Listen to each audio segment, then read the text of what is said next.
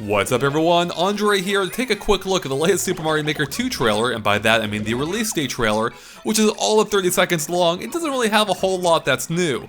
With that said, you know us, there's always something new to point out, and specifically I discovered 5 new things, 5 quasi-new things I wanted to bring to your attention. That might be interesting to you if you've been following the game and watched our hour-and-a-half analysis, because it does confirm some things that we speculated about that it's nice to have confirmed for real. So let's go ahead and get to it, and starting at the beginning, we can see Mario gets a catsuit. He then does a ground pound, which we didn't see before, but we knew would be in the game, and it takes him right into a slide going down a downhill slope. Now next up we do see the piranha plant, which is confirmed in the artwork before with wings, but we do get a better look at how it works in action, which is similar to the other game styles from Super Mario Maker, in which it just hops in the air and continues to bite around, so nothing super major there. However, we did miss something there, something that's actually new, and that is Mario is performing a pounce attack. This is something we speculated about would be in the game based on Super Mario 3D World, and sure enough, it seems to work exactly the same here, shooting him down at a 45-degree angle and even doing damage or interacting at the end. In this case, it hits a block. Presumably, it would also damage enemies as well. In fact, not even presumably, we see that in action right here, where he takes out a parachuting Koopa Troopa, which is something I don't think we saw before either, but obviously we knew you can attach parachutes to pretty much anything. Still, it's cool to see something, again, kind of new here. Now, beyond the dive attack, something else that we see that's new, the second new thing, is we can see Mario performing a claw swipe there. Let's go ahead and show it off one more time. There it is, you can see it just briefly. That's something we also speculated would be in the game, and although it doesn't seem to do too much in this case, because I think he does it after the blocks disappear, but it will presumably allow him to attack enemies, just as it did in 3D World. So based on all this, we're pretty sure that his dive attack, that we also speculated would be back, will in fact be back, in which if you attack while crouching, he'll dive forward in order to inflict some damage. Alright, moving on, we get the 28th release date for it, which is kind of cool that they built it in this way. We just get a whole confirmation of the release date. Here, we see some Goombas, some parachuting Goombas, and we can see that because this one is actually trapped, which you can see here, this means you'll be able to place them freely in the environment, as expected. Next up, we can see a giant Goomba parachuting from the top. Again, nothing unexpected, but it is nice to have the confirmation. Moving on, we get Thwomps. Now here's something that's kind of interesting, sort of, if you're me at least, it's interesting.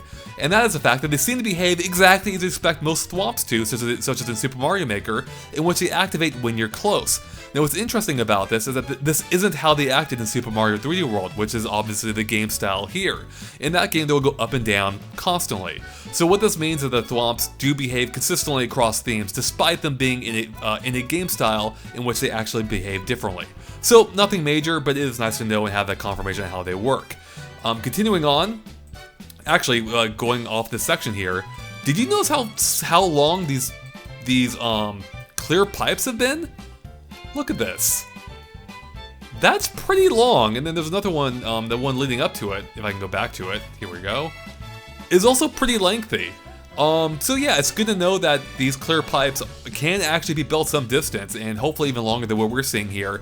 Unfortunately, what we're seeing here though is consistent with what we described before in the analysis, in that every clear pipe we've seen between the 2 trailers, as well as even in the backgrounds of these stages, have only 2 openings.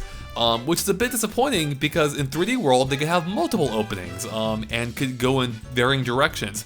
Here that doesn't appear to be the case, so a slight possible disappointment, assuming that holds true for the rest of the game. We don't know for sure, obviously, but everything so far is lining up in that direction.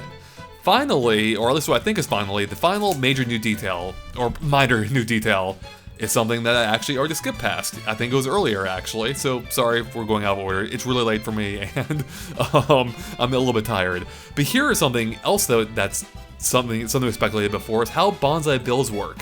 Now, before we speculated that there may be an off-screen launcher, because when the Banzai Bills are coming from the background, we can see the launcher there. However, in this case, there seems to be no launcher. There's a wall behind it for one, and then there's no launcher for the rest of the stage it could possibly come from, especially with the fact that we see the stage end right here. So yeah, there was no room for a launcher. So what this means is you can put Banzai Bills anywhere in the environment, and they will launch from that location. So that's kind of new. And it makes us wonder if this might apply to bullet bills as well, because in Super Mario Maker they could only ever come out of a bullet bill launcher. So with bullet bills being basically the same as a Banzai bill, only smaller, it does make us wonder if they may work in the same way. In either case, it's cool that using the Banzai bills, if they're retroactive to the Super Mario World style, this means that, like in that game, you'll be able to have them launch just wherever you place them, or, launch from anywhere rather, without a proper launcher. Okay, I lied. There actually is one more detail I just noticed before putting this video together, and that's the fact that when Mario exits a clear pipe at the end, we can see some pink sparks appear. Now, we actually noticed this back in our analysis during the final portion of the original trailer, but that wasn't really during actual gameplay. So sure enough, this confirms that the boost mechanic from Super Mario 3D World is back, or at least a reference to it, in which Mario gets a small speed boost after running for a brief period of time. Now, in that game, there was a second one that followed soon after. We're just not quite sure if that one will also appear here or not. So yeah, I think that covers it for all the details I noticed, guys. All the major new ones. I watched it a few times and I didn't notice anything else major here. Except for, there's a red pipe there, which we knew about before. I don't think we saw it in the 3D World style though. And then also, what else is interesting is we can see a route down there to the left of the plants that opens up once that thwomp triggers a P-switch in the block. So what that means is there's more to this level than what they're showing here. Whether we'll ever see what else there is, I have no idea. Maybe it's one that'll be pre-built in the game. I doubt it, given the fact that it's based around the release date. But it's interesting that there is more going on here than what we officially can see. And there you have it, that's pretty much it. Like I said, not a ton of new stuff here, but some interesting smaller details and confirmations which are nice to have. But if you want even more, make sure to check out our full analysis if you haven't already. It's an hour and a half long, we go over a ton of detail. You can find a link to it in the description below. I can guarantee you if you haven't already watched it, it will teach you some things you didn't know about this game. Otherwise, here's hoping we get more about this game very soon. It is coming out in just over 2 months. So I can't wait for more, and of course we'll be covering it the entire way. So if you want to see even more about this game, make sure to click that subscribe button if you haven't already, and ring that bell. Even if you're already subscribed, YouTube has confirmed that if you don't ring that bell, there's a very good chance you won't ever see the videos from your favorite creators. So please give it a ring if you haven't already, and with that, we're about done here. So thank you so much for watching, and stay tuned for tons more on Super Mario Maker 2, and everything else Nintendo Switch as well. We'll catch you later. Bye. And we're back! Who would have guessed it'd be so soon? Because just before we started publishing this video, we noticed one more small detail that, as far as we know, wasn't shown off before. And that's the fact that in this artwork where they show off the new stylus you can get by pre-ordering the game, we can see Toadette carrying a pair of Toadette boxes. They're pink, they have her head on it, or the icon of her head. And yeah, it made us wonder what they're for. Is it just for the art? Or could it tie into some kind of new gameplay mechanic?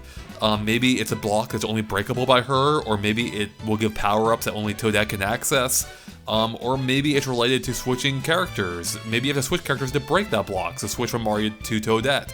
After all, we know there are multiple characters in the game as we discussed before. The only question is, what does that mean? Can you swap between different characters in the same stage, or is it for multiplayer purposes?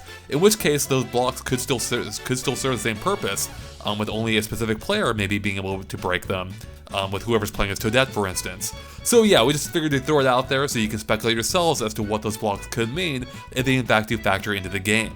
Alright, and now we're out for real this time. Bye.